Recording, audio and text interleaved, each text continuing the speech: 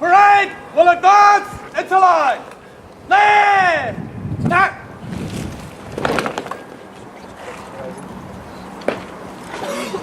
Flankers! For the front! Quick! Back!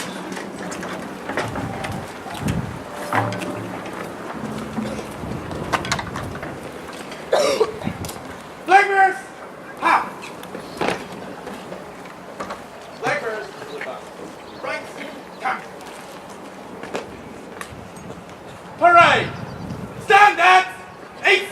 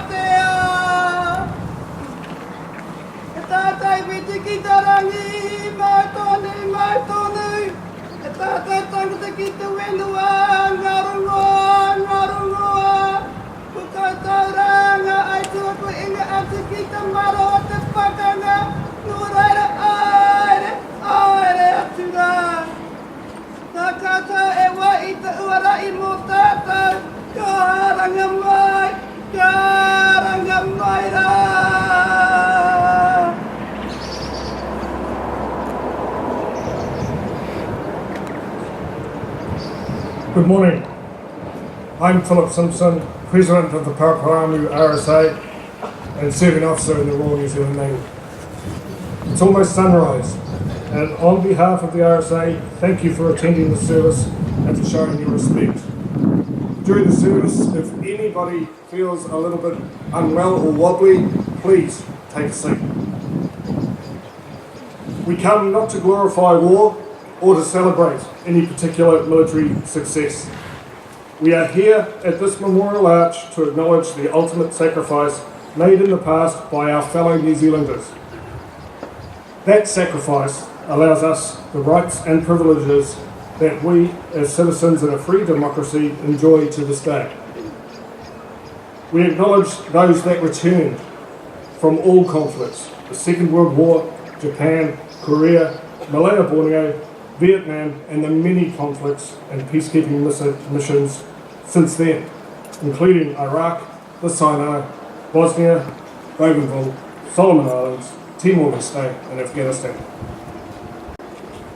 We note the sacrifices that continue to be made today on behalf of all New Zealanders by our currently serving men and women of the New Zealand Defence Force. I also want to recognise the efforts of our emergency response personnel, who on a daily basis ensure our domestic well-being. Members of the New Zealand Police, Wellington Free Ambulance and the New Zealand Fire Service are on parade today. Welcome also to the many families who have come to pay their respects. Thank you to our local courier, June Davis, for the karanga, the call of welcome to the men and women who march in the Storm Parade. We are again joined by gunners from 163 Battery, 16 Field Regiment, Royal New Zealand Artillery, who are the only New Zealand military unit to be granted the freedom of entry to the Kapiti district, and who march with us today and mount the catafalque guard around the memorial arch.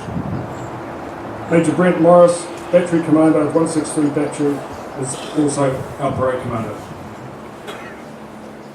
Good morning to our elected representatives from the Kapiti Coast District Council. We are also joined by our guest speaker, Colonel Paul Dragisevich, and I'm delighted that for the first time in quite a while we are joined by a representative of the Australian High Commission, Ms. Peter Spence. Cadets from number 49 Squadron District of Kapiti Air Training Corps are also here, and they always give our RSA a great deal of support.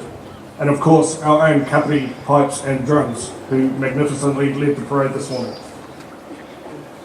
Unfortunately, Minister Chris Fafoy cannot join us today at this service as he's engaged elsewhere, but he will be here later today. The National MP for Otaki, Mr Nathan Guy, is also unable to attend as he is overseas. Marching alongside us in this dawn parade are students from Kapiti and Paraparaumu colleges.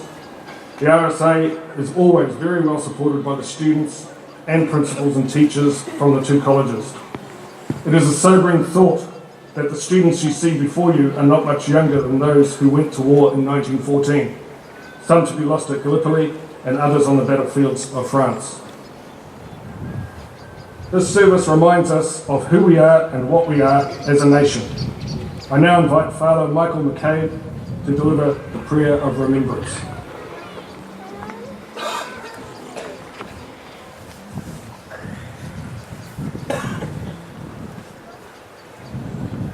Kia inoi tātou. God, our help in the past and our hope for the future, we commend to your care those who have died from war and those yet to struggle for health and peace. As the sounds of battle die away, may their comradeship live on, and the memories of their sacrifices and their spirit of service strengthen our own resolve to live in gratitude and to strive for peace and justice. We pray this morning for courage and self-sacrifice like theirs, so that evil may always be resisted and peace maintained. Mā te atua mā he hukaraiti. Amen. Thank you, Father McKay. Today we remember that 100 years ago, after 4 years of bitter fighting, World War I was still costing New Zealand lives. At the beginning of 1918, our troops feared their sacrifices may have been in vain. Russia had withdrawn from the war when the Tsar was overthrown, and Germany was able to launch more than 30 divisions onto the Western Front. That hung like a pall over the Allied front line, and the blow fell in March 1918 when a huge gap was torn into the Allied lines on the old Somme battleground of 1916. However, in what was termed New Zealand's finest hour, our troops played a key role with other Allied troops in blunting the German offensive, when the New Zealand division was thrown into the gap with the loss of 500 lives. By August, the Allies had struck back, and New Zealand soldiers, excelling in open country fighting, helped breach the Hindenburg Line. By November 1918, our troops had reached the historic walled town of Le Quesnoy in northern France, which they captured in a daring assault. 50 New Zealand troops were killed in that last action for the New Zealand Division before an armistice ended World War I. 11 Victoria Crosses, the highest award for bravery, were won by New Zealanders in the First World War, 1 at Gallipoli and 10 on the Western Front. We are here today to remember those who gave their lives in World War I and in all wars and conflicts since then. This is the price of peace. I would now like to call upon our guest speaker, Colonel Paul Drogisevich, who joined the New Zealand Army in 1986 in the Royal New Zealand Artillery Regiment as a soldier, and was then selected for officer training, where he graduated into the Royal New Zealand Corps of Signals. He has served in Cambodia, Timor-Leste and Afghanistan. He lives on the Kapiti coast with his wife Tracy and is a member of the RSA. Colonel Drogisevich. Please be seated, guests. Ka tangi ki titi, ka tangi ki kata, tangi poki ka hau, ki hei orio. Year after year, on Anzac Day, we hear stories about the courage of New Zealand men and women who risked everything in the service of the country and Gallipoli and the campaigns. We naturally focus on the soldiers and the desperately anxious families left behind, dealing with their suffering. Recent research led by NZDF has discovered that there was 17,000 people, servicemen, serving at Gallipoli, twice the number that previously thought. Again, highlighting the national significance and the consciousness of this nation for that campaign. All too rarely, however, have we stopped to reflect on the meaning of those sacrifices and how they influence the world we have today. The New Zealand and Australian soldiers who were stormed ashore on Gallipoli at Anzac Cove on 25th April 1915 were manifestations of a profound failure, the total collapse of the 19th century balance of power in favour of the application of naked force. One of the many cruel ironies of the campaign was that soldiers on both sides believed they were fighting a defensive war. The Ottoman troops fought in defence of their homes. The Anzacs believed they were defending rights and freedoms which were gravely threatened by the Central Powers, the Ottoman being an ally to that. The terrible bloodletting of the Gallipoli campaign and the even greater loss on the Western Front led people to question their beliefs at the time. By Anzac Day 1918, the people of New Zealand and our servicemen and women overseas were nearing the limits of their endurance. 1918 was a year of bitter losses. From 1 January to the armistice on 11th November, we suffered nearly 19,000 battle casualties, including 5,222 killed, more than any other year of that war. Although the year ended in victory, New Zealand's suffering continued as an influenza pandemic broke out in October and December 1918, where the country lost a further 8,600 New Zealanders. On a personal note, 15 years ago, I attended an Anzac service at the Brockenhurst, which is in the New Forest of southern England, a little piece of New Zealand where 93 of our service people are buried, including on the wall behind me, Private Edward Meek, who's from Waikanae, his family's from Waikanae, who was enlisted and deployed in 1916 for 2 years of Western Front campaign and fought in many battles and rotations, then was tragically wounded 1 month before the end of the war and went to Brockenhurst Hospital, the first New Zealand General Hospital, and then unfortunately then died in February 19 from part of his wounds, leaving behind a wife and 2 children that had to have the ultimate sacrifice. But what I can tell you though, in Brockenhurst, later today they will continue the Anzac tradition as we do here and have a service and many guests, and the community ties that they founded 100 years ago with that hospital and the soldiers and nurses and staff within it are still strong today, and that tradition continues. On Anzac Day 1918, the people who gathered across New Zealand included those who had lost loved ones over the last 3 years, and many who were mourning much more recent deaths. They had come together, as one speaker noted, not to glorify war, but to do honour to the men. Today we are all longing for the day when the war shall be no more. The armistice of 11th November, however, did not bring an end to war. As our memorials show, another even more terrible world war had to be fought just a short 20 years later, followed by decades of international tension. More wars were fought and more New Zealanders lost their lives in foreign campaigns. Korea, Malaya, Vietnam, East Timor, Afghanistan. In each case, the descent into violence left deep scars here in New Zealand and to a much greater extent in the countries where the battles were fought. The lesson we need to draw upon these experiences is that peace can be maintained only if we have faith in and defend to the last the international system that was built after the Second World War to outlaw the use of armed aggression in international disputes.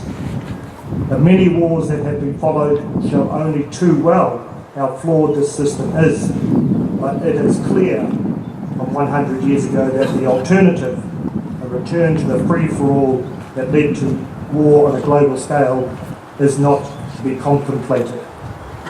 Ever since the signing of the Treaty of Versailles in 1919, New Zealand has striven for the international order in which war would have no place. Our commitment to that path is demonstrated every day by the men and women of the New Zealand Defence Force.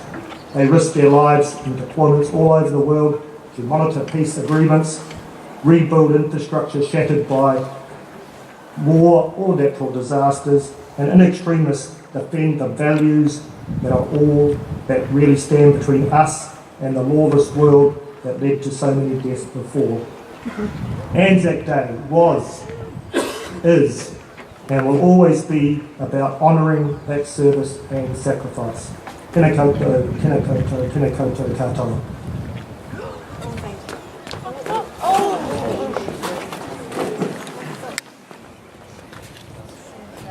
Thank you, Gil.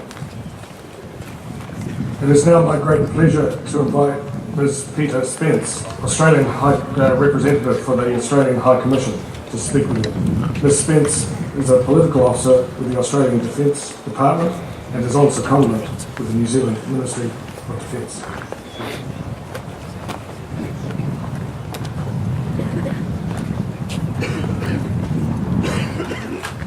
Morena. I begin by acknowledging the local iwi and the veterans. Today is a sombre day when Australians and New Zealanders take time to reflect on the work and sacrifice of our service personnel. Remember those who paid the supreme sacrifice so that we and the people of other nations can live in peace.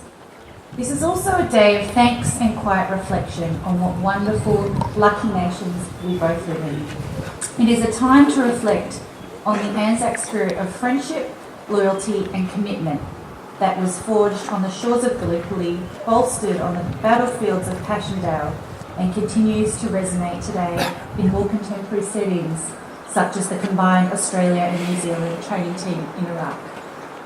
This year, as we come to a close of the commemorations for the centenary of Anzac, the challenges and sacrifices of our World War I veterans are well understood by the community. But we should also acknowledge those who have served more recently, those that are establishing their place in the Anzac tradition. Our defence personnel have distinguished themselves in every theatre by their professionalism and their compassion. Today is also a time to reflect on the challenges faced by our veterans when they come home. Today is a special day, but it can also be a difficult day for veterans that are still battling the personal impact of serving their country, struggling with wounds that aren't visible. Many mental health problems may not be obvious or become apparent until months or years have passed after serving. In Australia, like New Zealand, the conversation about mental health and well-being of our veterans has become more prominent in the public domain. It is also more important than ever we ensure that those impacted through serving on contemporary military duties, such as peacekeeping missions, training exercises, humanitarian and disaster relief responses, and even general duties are supported. Since 1990, over 200,000 Australian Defence Force personnel have served in Iraq, Afghanistan, and peacekeeping missions in Timor-Leste, Bougainville, Cambodia, the Solomon Islands, Somalia, and Rwanda. I'm certain that this large figure is also reflected in the New Zealand Defence Force. Organisations are emerging that are being established by former serving members and working together with the community to address the stigma, offer support and raise awareness of issues surrounding post-traumatic stress disorder for military personnel and their families. I recall one organisation called Soldier On, which was set up by three mates that served in Afghanistan and had to deal with one of their friends committing suicide. They identified there was no one organisation that focused on supporting younger veterans injured physically and psychologically, and their family members. This organisation now has 8 locations around Australia, conducts annual sporting challenges, and has a range of high-profile corporate sponsors, including Boeing and KPMG. It is critical services to help individuals build resilience and create meaningful connections with family, community, and employers are established. Health and wellbeing services, employment transition and career development services such as advice and support, coupled with education and training programs, will foster and encourage connections with family and friends and the community. This ensures our service personnel are not alone when they come home. In New Zealand, this year's Return Services Association sponsored Poppy Day also highlighted the importance of supporting contemporary veterans returning home with the theme, The Wounds That Don't Bleed. We use this day to thank our veterans for their efforts in fighting for our countries to have the freedom we enjoy today. Perhaps we should also be taking an extra minute or two to reflect on how we can better support them adjust to life at home and better support those who serve today, tomorrow and into the future. Thank you.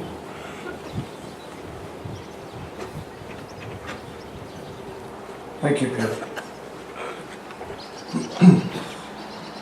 Today, in this centenary of the last year of World War I, it is fitting to read out the names of our 14 Paraparaumu men who died at Gallipoli, the Somme and the Zines.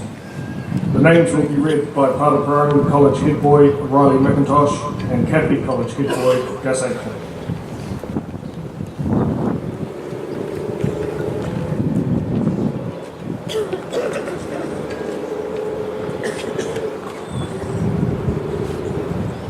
Cameron E. Cornwell J. N. Davies F. High Speed F. L. Jack A. Larson H. Lynch W. H. L. Lynch O. A. League E. P. Parrott S. P. Ross S. N. Taki R. J. Williams A. Worley R.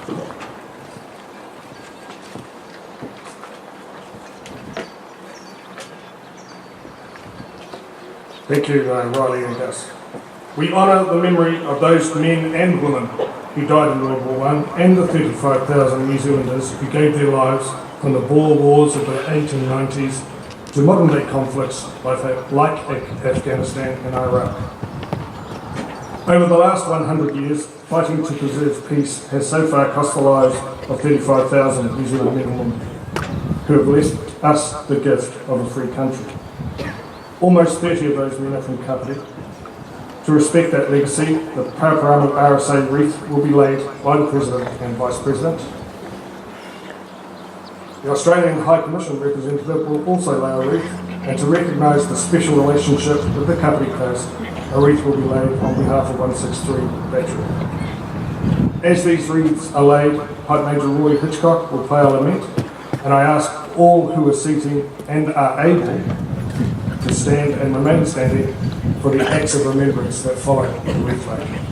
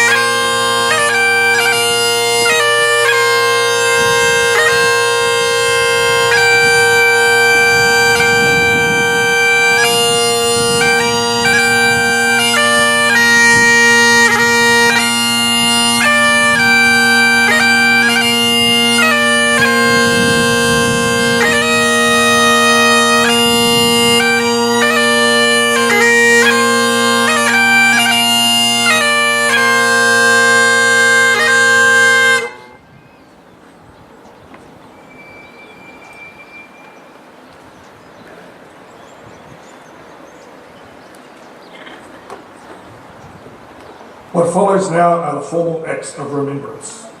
The blue buglet will sound the last post, the call that signifies the end of the day, or that our service personnel have gone to their final rest.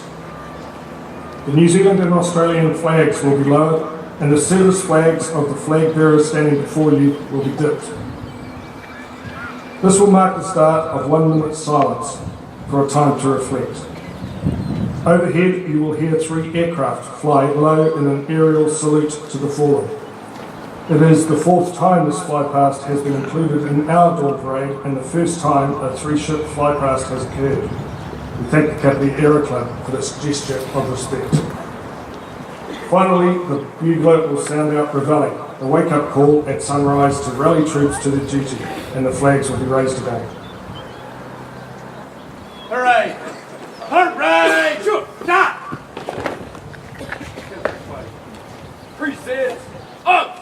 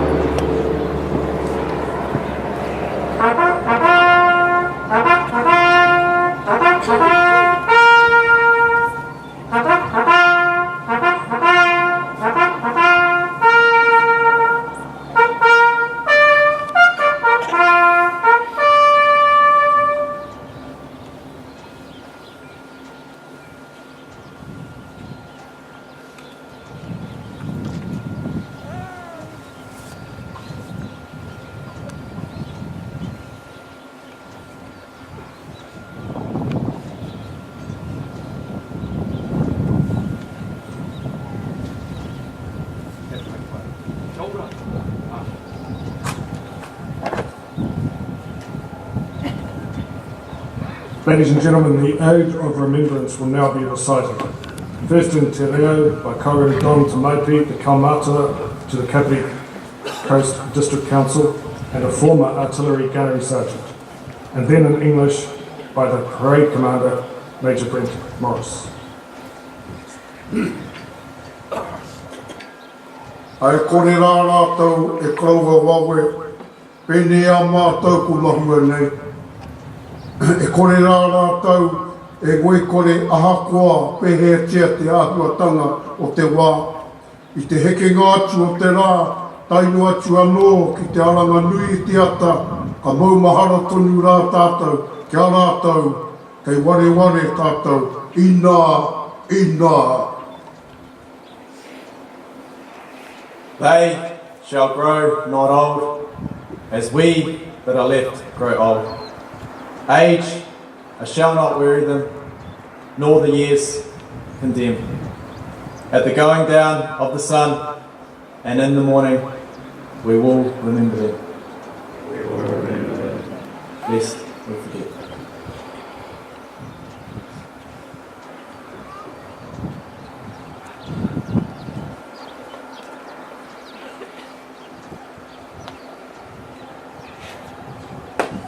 This year, both the Australian and New Zealand national anthems shall be sung. The Australian national anthem will be led by Sophie Hanford, head girl of Kapiti College, and the New Zealand national anthem will be led by Asia Hinson, arts captain of Paraparaumu College.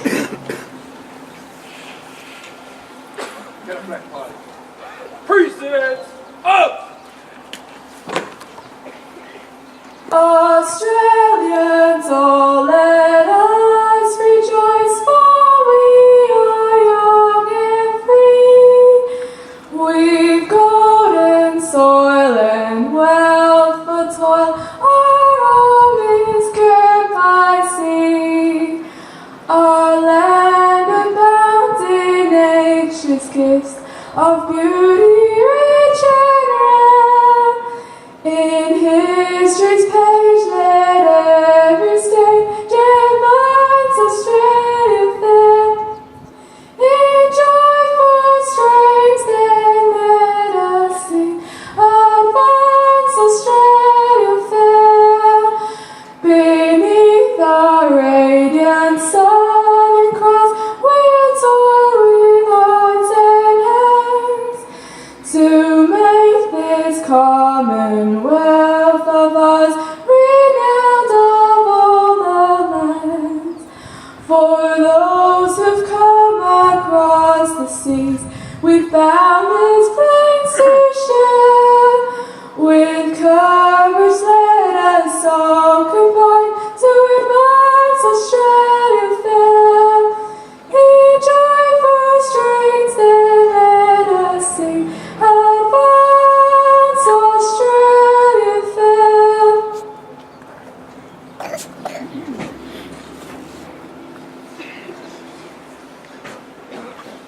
E oa atua o ngā iwi mataura a ta whakaronga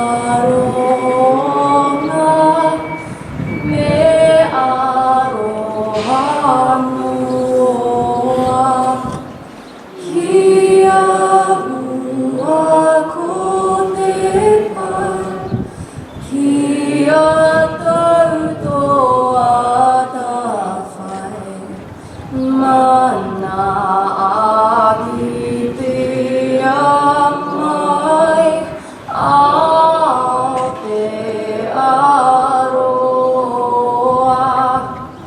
God of nations, at thy feet, in the bonds of love we meet. Hear our voices, we entreat. God defend our free land. God Pacific's triple star, from the shafts of strife and war, make her praises heard afar.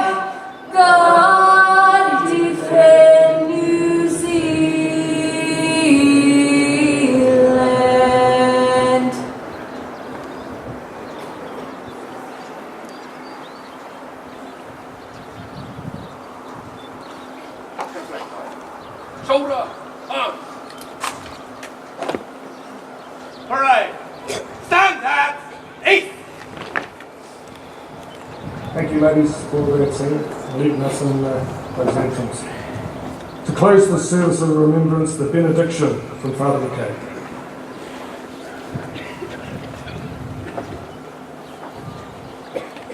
Ia inoi tātou, God of peace, God of all peoples and all nations, source and lover of the peace that the world cannot give, feed the flame of peace in our human hearts. You have blessed our lands of Aotearoa, New Zealand and Australia, and given us the power through your wairua tapu for our hidden selves to grow strong. May the fierce flood of your grace and love sweep away all barriers to peace and soak deeply into our hearts. Kindly hear our prayers this morning for those women and men who bore witness to your fidelity by giving their lives in service for those they loved. Resurrect them in our true homeland and perfect the peace for which they sacrificed their lives. Mā te atua o he hukaraiti. Amen.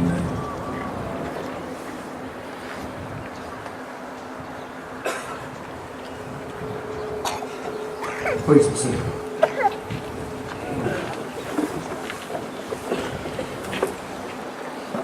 Ladies and gentlemen, thank you all for taking part in this dawn parade and service. The veterans who march today to remember their mates, the families who remember lost relatives, and those of us who are simply proud to belong to a country which cares. It is the duty of all of us to ensure that those who gave their lives for our country did not do so in vain, and to remind ourselves of the inscriptions on war memorials here and overseas. When you go home, tell them of us and say, for your tomorrow we gave our today, lest we forget. I now ask our parade commander to dismiss this Anzac Day parade. Parade. Parade. Tap. Parade. To your duties. Move out.